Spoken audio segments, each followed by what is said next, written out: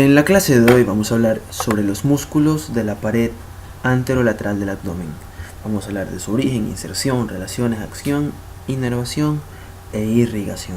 Sí, este tema es un poco complejo, sobre todo si nos ponemos a leer Testit, pero he tratado de agrupar la información de varios libros y así tener una concepción mucho más sencilla. Y como siempre, señalando lo más importante. No se olviden de compartir el vídeo ni de suscribirse. Sin más que decir, empecemos con la clase. Primero una pequeña introducción. El abdomen corresponde a aquella cavidad que se encuentra comprendida entre el tórax y la pelvis, ¿no? En una disección, al retirar la piel, aquí como podemos observar, inmediatamente vamos a poder apreciar dos fascias, ¿no?, que están justo por debajo del tejido celular subcutáneo. La primera es la fascia adiposa de Camper y la segunda es la fascia membranosa de Scarpa. ¿Sí? Los músculos como el tema del vídeo es los músculos anterolaterales de la región anterolateral del abdomen, estos músculos aquí funcionan en conjunto como una prensa, ¿no?, como una verdadera faja que permite forzar la expiración máxima. A su vez, estos músculos brindan una buena contención a las vísceras abdominales. Ustedes van a ver que en fisiología la cavidad abdominal existe cierta presión dentro de la cavidad que, en caso de que exista alguna perforación, la víscera sale por esa perforación, ¿sí?, debido a la presión que existe dentro de la cavidad abdominal. Y pues bien, para evitar todo este problema, encontramos a los músculos anterolaterales del abdomen, que funcionan como prensa o como una faja, ¿sí? Y bueno, la cavidad abdominal está cerrada por delante y por los lados por estos músculos importantes que se los clasifican en dos: músculos largos y músculos anchos. Los músculos largos tenemos al recto del abdomen, conocido antiguamente como recto anterior mayor del abdomen, y también tenemos al piramidal del abdomen. Entre los músculos anchos tenemos al oblicuo mayor u oblicuo externo, oblicuo menor u oblicuo interno y el transverso del abdomen.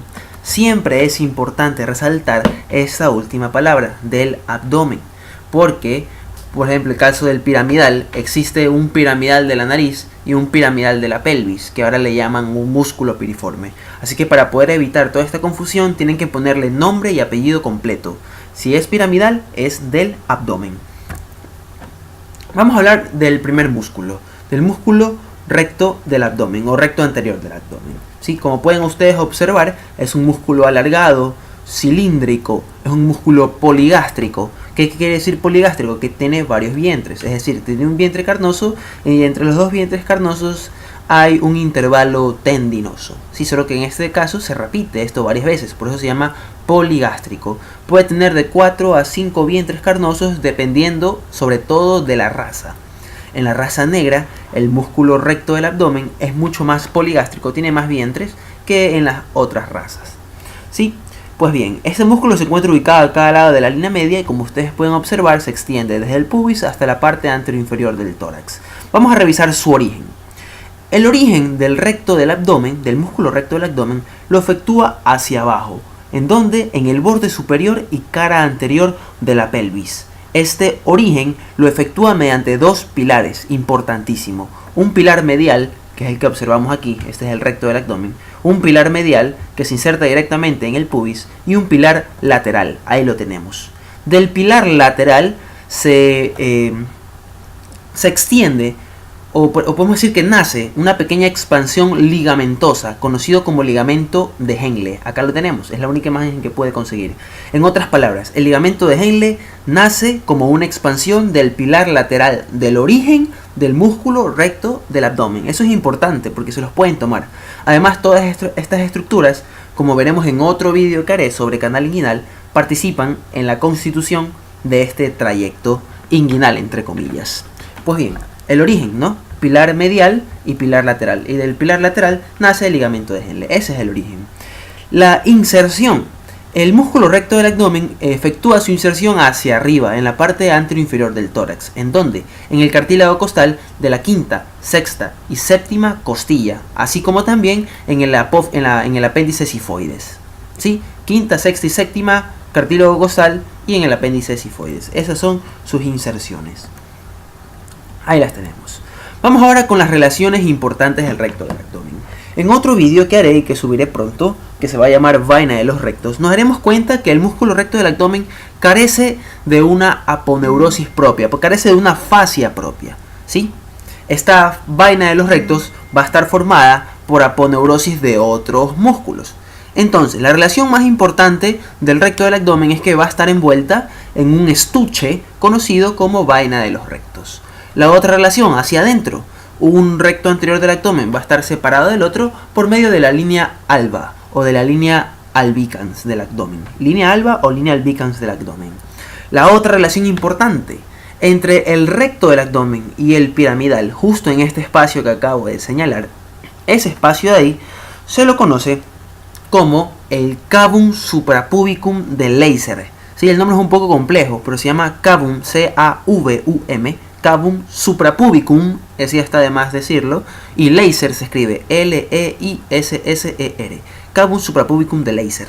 Ese pequeño espacio entre el recto anterior del abdomen y el piramidal del abdomen está ocupado por tejido adiposo, cuya función principalmente es poder amortiguar aquellos golpes o traumas que pueda la persona sufrir, por ejemplo, durante el acto sexual, ¿no? Y bueno, esa relación ahí. ¿Qué otra relación encontramos? El recto, el borde lateral, este borde de aquí, el borde lateral del recto anterior del abdomen contribuye a la formación de un triángulo, conocido como el triángulo inguinal o triángulo de Hesselbach. ¿Cuáles son estos límites de este triángulo de Hesselbach? Hacia abajo tenemos al ligamento inguinal.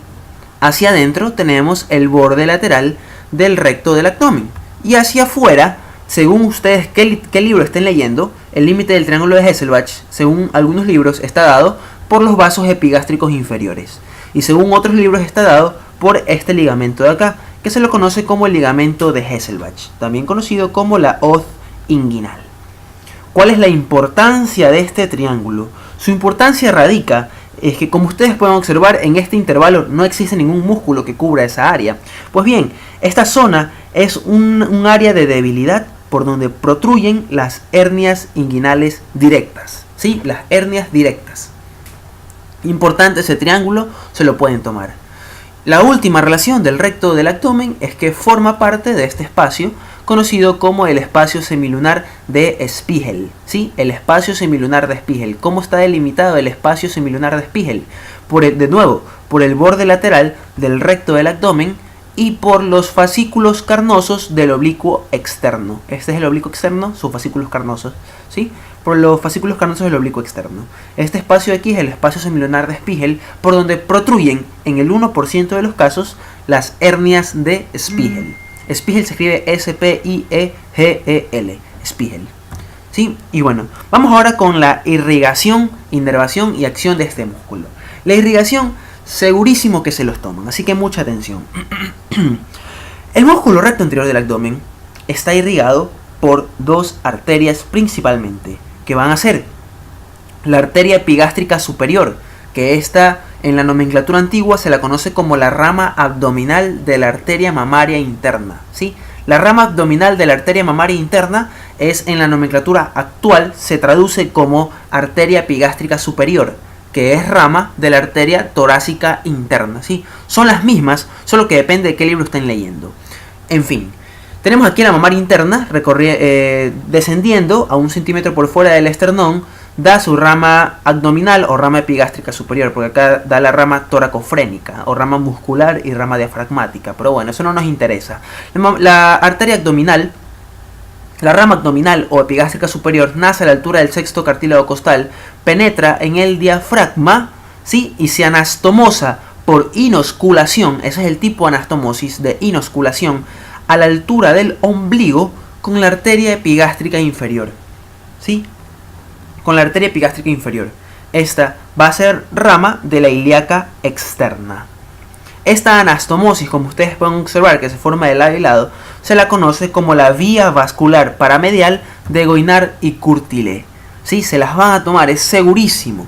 Vía vascular paramedial de Goynard y Courtillé. Se forma por la anastomosis por inosculación de la epigástrica superior, rama de la torácica interna, con la epigástrica inferior, rama de la ilíaca interna, a la altura del ombligo. Es en cuanto a la irrigación. Vamos ahora con la inervación. La inervación del músculo recto del abdomen va a estar dada por los 6 últimos nervios intercostales, ¿sí? Por los 6 o 7 últimos nervios intercostales. Tenemos al duodécimo, al undécimo, al décimo, al noveno, al octavo, al séptimo y al sexto. El sexto a veces participa, a veces no, ¿sí? Eso puede variar. Y por último tenemos la acción. La acción de este músculo tenemos que es un músculo accesorio de la expiración, o mejor dicho, es un músculo que actúa en la expiración forzada, por ejemplo durante el ejercicio. También este músculo aquí, al contraerse, aumenta la presión intraabdominal, favoreciendo de esta manera, por ejemplo, si hacemos fuerza nosotros en el abdomen, se contrae el recto del abdomen y podemos, por ejemplo, favorecer la micción, favorecer la defecación, el parto o el vómito. Esas son las acciones. Vamos con el siguiente músculo. Tenemos el músculo piramidal del abdomen. Es un músculo pequeño, de forma triangular, ubicado en la parte anteroinferior del recto del abdomen. ¿Sí? En la parte anteroinferior del recto del abdomen. Por lo general falta en el 20% de los casos. ¿Sí? Eso es muy importante. ¿Dónde efectúa su origen? El origen del piramidal es hacia abajo, a la altura del pubis, justo por delante del origen del recto anterior del abdomen. Su inserción. Sus fibras se dirigen directamente hacia arriba, en un punto equidistante entre el ombligo y el pubis. ¿Sí? Es decir, que el músculo asciende y más o menos en la mitad, digamos que esto mide 10 centímetros, esta distancia. Es un ejemplo nada más, no estoy diciendo que eso es verdad. Digamos que esto mide 10 centímetros. Justo aquí donde mide 5 centímetros, ahí termina el piramidal. Hay 5 centímetros para arriba y 5 centímetros para abajo. Eso significa un punto equidistante entre el pubis y el ombligo. Ahí termina el músculo piramidal. ¿Cuáles son las relaciones importantes de este músculo piramidal? Sí, primero, que se va a encontrar por delante del tendón y del músculo recto anterior del abdomen. El segundo va a estar, por así decirlo, forrado o envuelto por la vaina de los rectos. Tercero, como ya lo mencioné, entre el recto y el recto anterior del abdomen y el piramidal del abdomen se encuentra el cavum suprapubicum del Leiser. Aquí en esta imagen de acá podemos observar, este es un hombre, este es el pene, esto corresponde al pene, este es el recto anterior y este es el piramidal, aquí chiquitito, de forma triangular como lo mencioné. Su irrigación va a estar dada por la arteria epigástrica inferior. ¿Sí? Su irrigación va a estar dada por la arteria epigástrica inferior. Su inervación va a estar dada por el undécimo y el duodécimo nervio intercostal.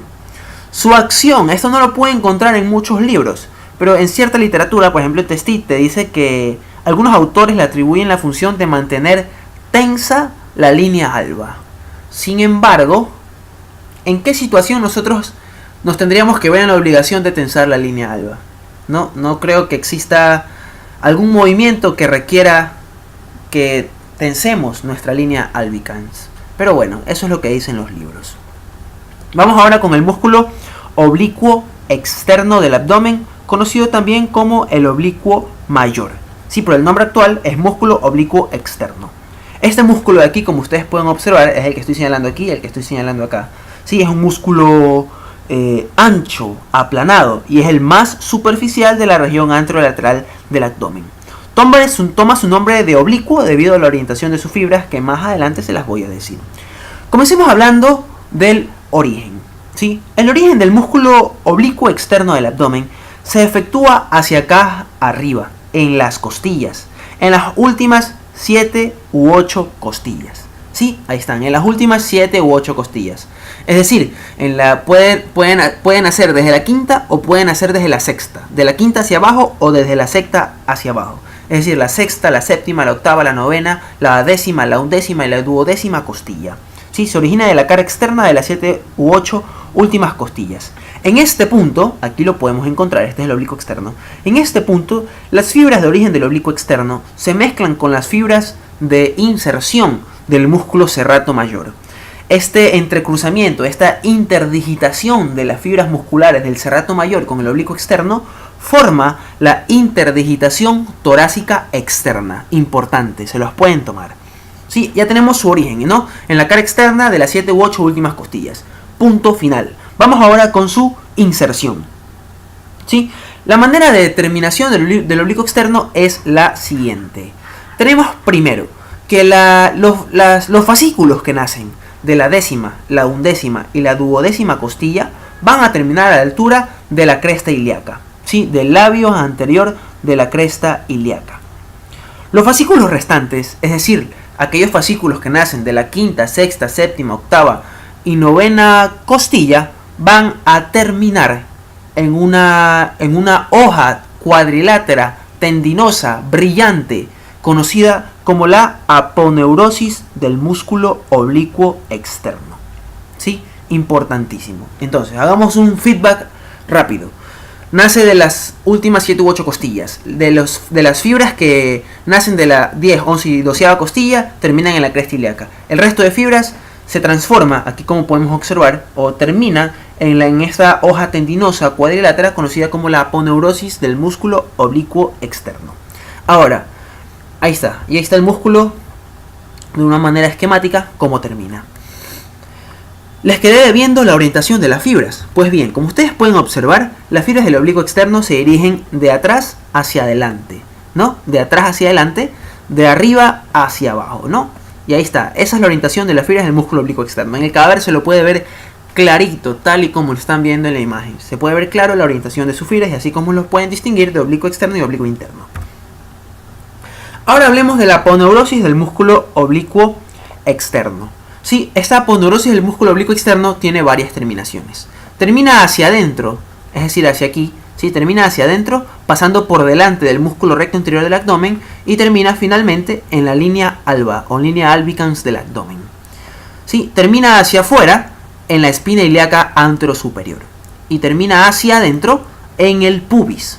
Sí, esos son los 3 puntos de inserción de la aponeurosis del músculo oblicuo externo del abdomen. Hacia adentro en la línea albicans, hacia afuera y hacia abajo en la cresta ilíaca en la espina ilíaca anterosuperior y hacia adentro y hacia abajo en el pubis. Las fibras del oblicuo externo que viajan desde la espina ilíaca anterosuperior hasta el pubis forman un engrosamiento, ahí lo estoy señalando, un engrosamiento importantísimo conocido como ligamento inguinal. Sí, ligamento inguinal también se lo conoce como arcada crural, arcada femoral, ligamento de pupar, ligamento de Vesalio, en fin, tiene un sinnúmero de nombres que no los mencionaremos ahora, no son importantes, los veremos más adelante en otro vídeo cuando toquemos el tema de canal inguinal y dependencias de la aponeurosis del abdomen, ¿sí? Eso es otro tema, pero bueno, eso es importante. La aponeurosis del músculo oblicuo externo forma un engrosamiento hacia abajo que va desde la espina ilíaca anterosuperior hacia el pubis y se lo conoce como ligamento inguinal. Ahora, aquí viene lo más importante. Las inserciones de la aponeurosis del músculo oblicuo externo que efectúa en el pubis lo hacen mediante 3 pilares. ¿Sí? Mediante 3 pilares. Ahí está, un pilar lateral, un pilar medial y un pilar posterior, que pasaré a explicar ahora con una imagen esquemática. Tenemos entonces ahí. Esto corresponde a la aponeurosis del músculo oblicuo externo, ¿sí? Entonces, ahí está la aponeurosis del músculo oblicuo externo. Termina en el pubis mediante 3 pilares, yo les dije, ¿no? Un pilar lateral que termina en el tubérculo del pubis ipsilateral, es decir, termina en el tubérculo del pubis del mismo lado. Aquí lo tenemos, este es el pilar lateral, termina en el tubérculo del pubis del mismo lado. Luego tenemos un pilar medial, ahí está. El pilar medial, en cambio, pasa anteriormente al extremo inferior del músculo recto del abdomen. Ya sabemos que la aponeurosis pasa por delante del recto del abdomen, ¿sí? Se entrecruza en la línea media y finalmente termina en la cara anterior del pubis contralateral. Es decir, si nuestra aponeurosis del músculo oblicuo externo derecho, su pilar medial termina en la cara anterior del pubis izquierdo, ¿sí? Eso significa contralateral. Y finalmente tenemos un pilar posterior. Este es el importante, este es el que se los pueden tomar. El pilar posterior del oblicuo externo, también conocido como ligamento de Coles, C-O-L-L-E-S, ligamento de Coles, ligamento inguinal reflejo, pilar posterior del oblicuo externo o pilar posterior del conducto inguinal, ¿sí? Esos nombres tiene. Se encuentra situado, aquí ustedes lo pueden observar, por detrás del pilar medial y termina en el pubis del lado contralateral. Eso es importante también. Termina en el pilar en el pubis contralateral. Entonces, hagamos un pequeño recuento rapidísimo. Pilar lateral termina en el tubérculo del pubis ipsilateral. Pilar medial se cruza en la línea media y termina en la cara anterior del pubis contralateral. Y finalmente el pilar posterior o ligamento de Coles, que se encuentra por detrás del pilar medial, se entrecruza también en la línea media y termina en la cara anterior del pubis contralateral. ¿Sí? Aquí lo podemos observar claramente. Pilar medial, ipsilateral, pilar lateral, ipsilateral, pilar medial, contralateral, y ligamento inguinal reflejo, ligamento de Coles o pilar posterior del oblicuo externo también termina contralateral. ¿Sí? Existen un número de fibras que se dirigen del pilar lateral al pilar medial, aquí las tenemos, que se las conoce como fibras intercrurales. ¿Sí? Fibras intercrurales también se las conoce como fibras intercolumnares. Fibras intercrurales o fibras intercolumnares o fibras de Poirier y Mackenzie. Ese es el epónimo.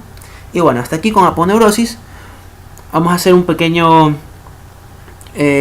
resumen de este músculo porque es importante. Por así decirlo, es el más importante de esta región porque es el más complejo.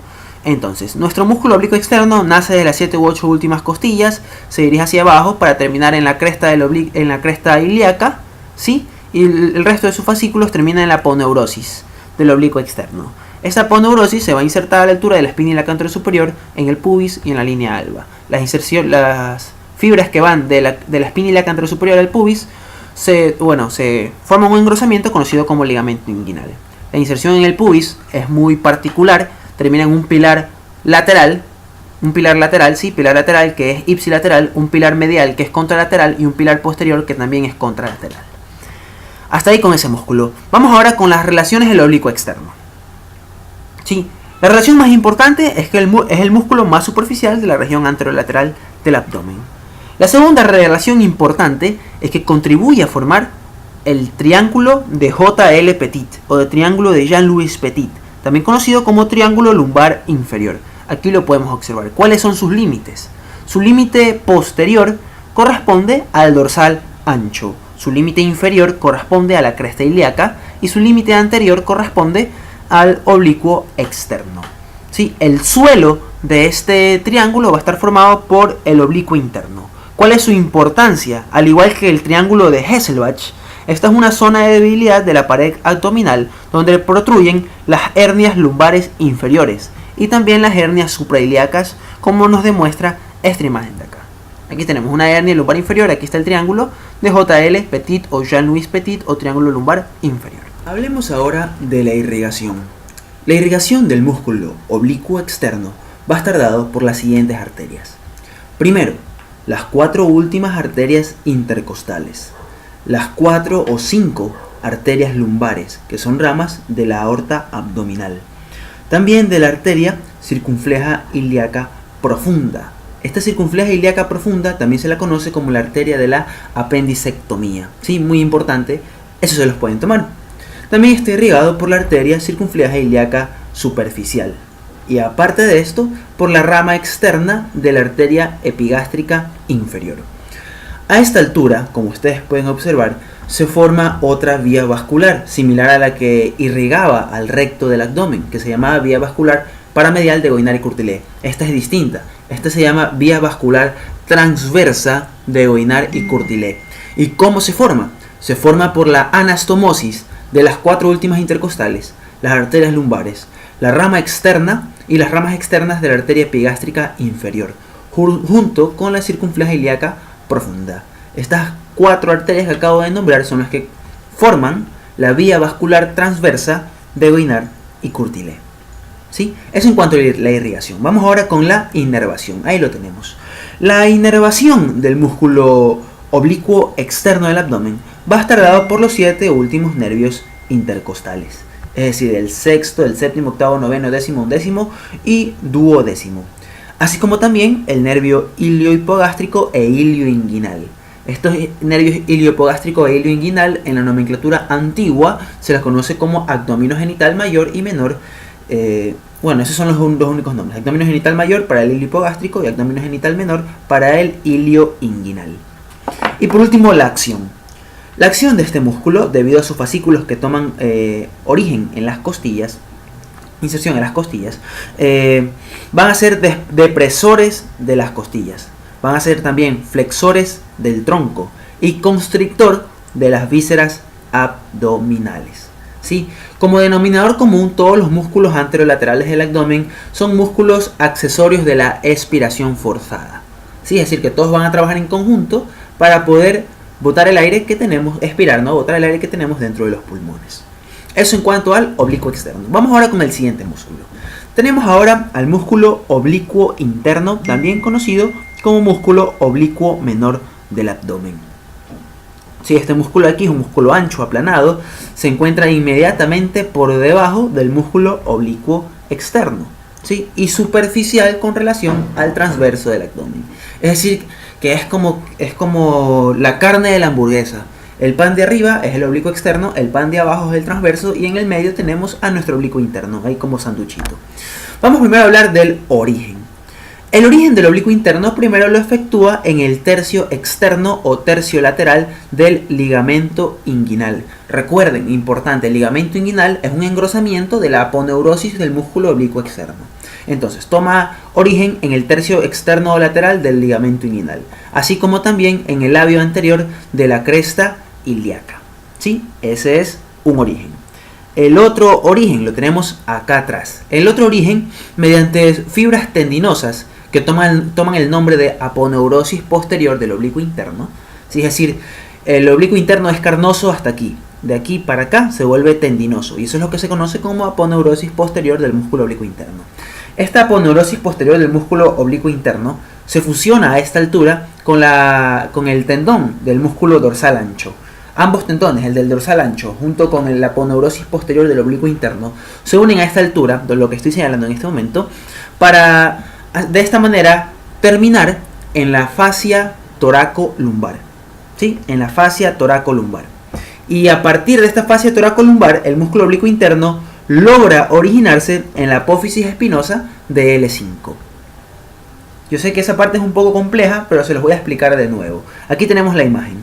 Este músculo de acá es el dorsal ancho, solo que está cortado, y el músculo de acá es el oblicuo interno. Entonces, el tendón del dorsal ancho, junto con la aponeurosis posterior del oblicuo interno, se unen a esta altura a la fascia toracolumbar para terminar finalmente en la apófisis espinosa de L5, es decir, de la quinta vértebra lumbar. Esos son sus orígenes. Ahora vamos con su inserción.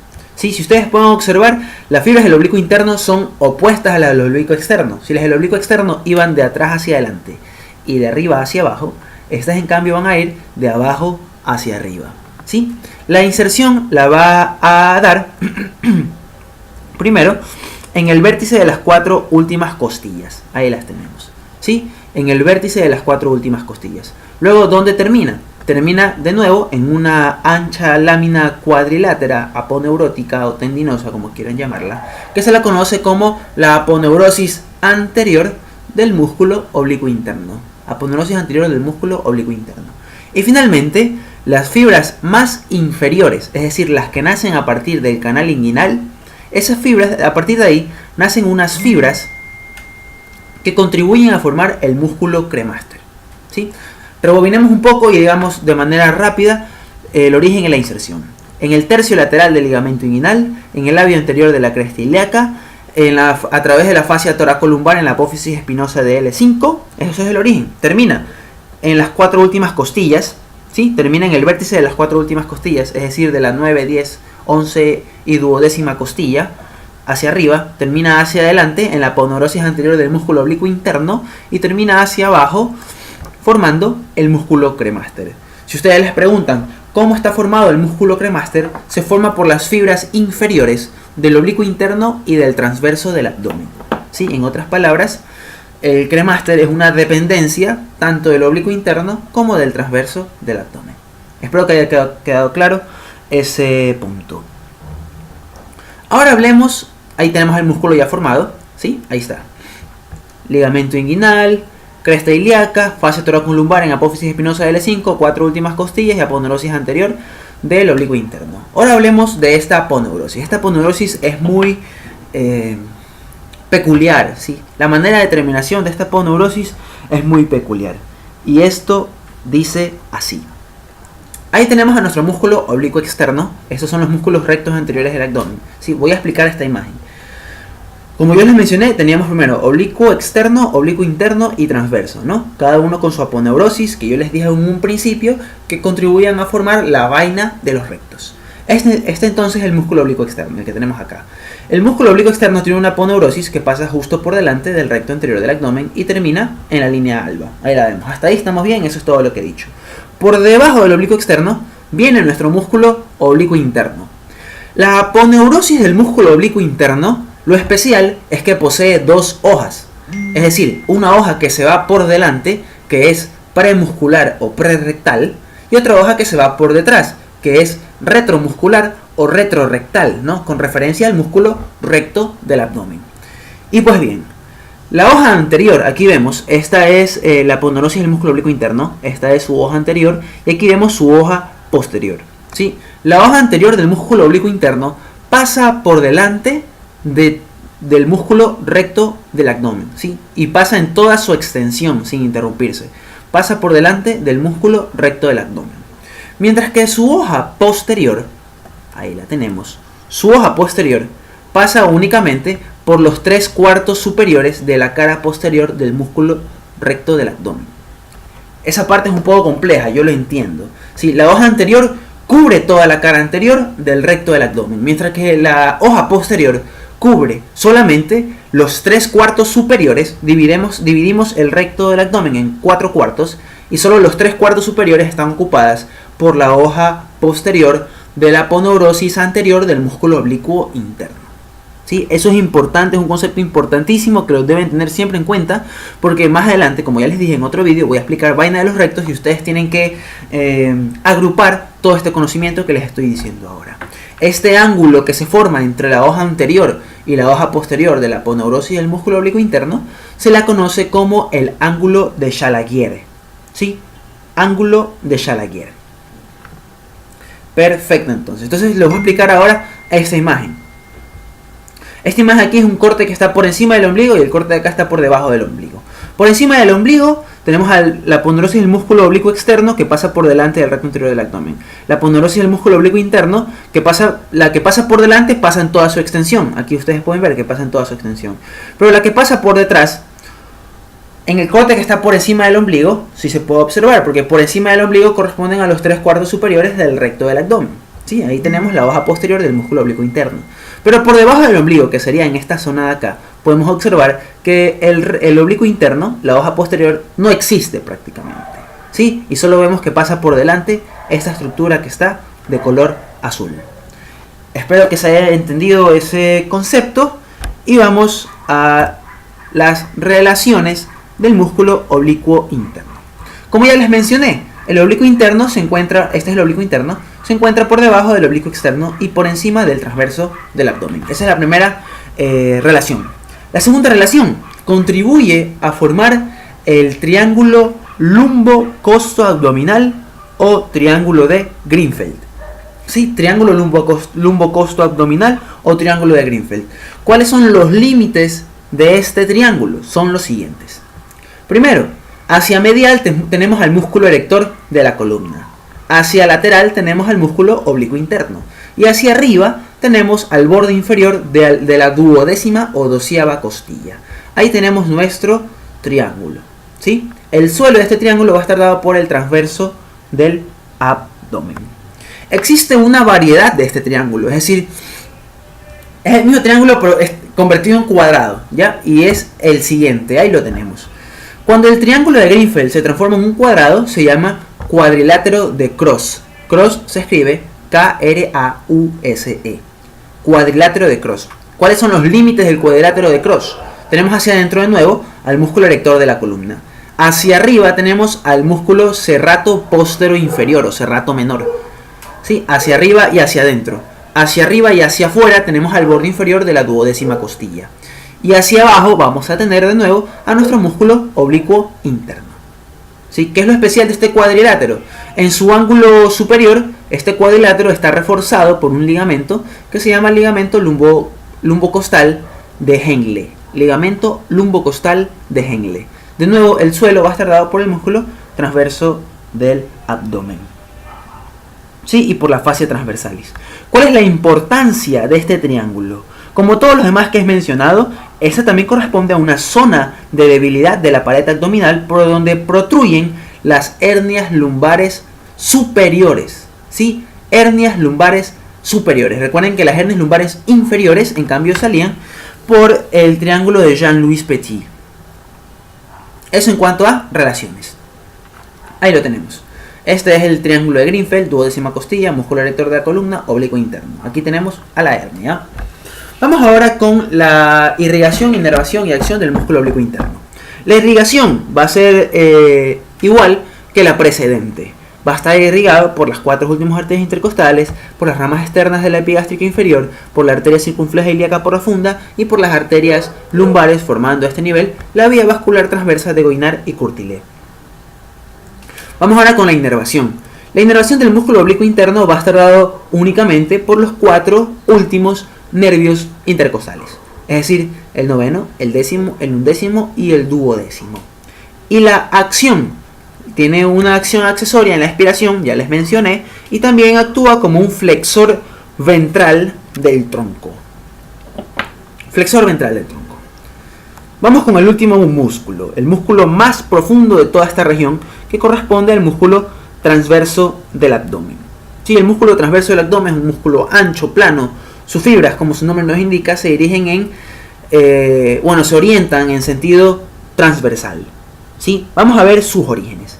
Tiene los siguientes orígenes, y esto dice así. Un origen hacia abajo que lo efectúa en el tercio lateral del ligamento inguinal y en el labio anterior de la cresta ilíaca. ¿Sí? Tiene inserciones hacia atrás, ahí las tenemos, que la efectúa en la apófisis transversa de L1 a L4. ¿Sí? De L1 a L4. Ya en la apófisis transversa de la primera, segunda, tercera y cuarta vértebra lumbar. Y finalmente hacia arriba, ahí lo tenemos, que se va a originar en los cartílagos costales de la séptima, octava y novena costilla, y en la porción en el borde inferior y vértice de la décima, undécima y duodécima costilla. Esa parte es importante, ¿sí? Esos son sus 3 orígenes: tercio lateral del ligamento inguinal y labio anterior de la cresta ilíaca, en la apófisis transversa de L1 y L4 y en las 6 últimas costillas. ¿Sí? En las 6 últimas costillas. Únicamente en la porción cartilaginosa de la séptima, octava y novena, y en la porción ósea de la décima, undécima y duodécima. Ahí ya tenemos los orígenes del músculo transverso del abdomen. Ahora vamos con su inserción. De todos estos orígenes, sus fibras se dirigen hacia adelante y de nuevo terminan en una ancha aponeurosis. Ve, aquí tenemos a la fascia toracolumbar, ¿sí? Bueno, termina en una ancha aponeurosis conocida como la aponeurosis del músculo transverso del abdomen. Algo importante, el punto donde la porción carnosa del transverso del abdomen se convierte en aponeurosis del músculo transverso del abdomen se la conoce como la línea semilunar de Spiegel. ¿Se acuerdan que en un principio les expliqué el espacio semilunar de Spiegel? Pues bien, este es el límite, por así decirlo, el límite interno, ¿sí? el límite externo del espacio semilunar de Spiegel corresponde a la línea semilunar de Spiegel, que es el punto exacto donde su porción carnosa se convierte en porción aponeurótica. Vamos ahora con la aponeurosis del músculo transverso del abdomen. Y esto dice así. Ya, este es el músculo transverso del abdomen, ese es el único que he hecho, ¿sí? La aponeurosis del músculo transverso del abdomen también tiene 2 hojas. Una hoja anterior y una hoja posterior. Primero voy a dibujar la hoja posterior. ¿Sí? La hoja posterior, obviamente, es retromuscular o retrorectal y pasa, al igual que la hoja posterior del músculo oblicuo interno, pasa únicamente por los 3/4 superiores, ¿sí? Por los 3/4 superiores de la cara posterior del músculo recto del abdomen. Únicamente por los 3/4 superiores de la cara posterior del músculo recto del abdomen.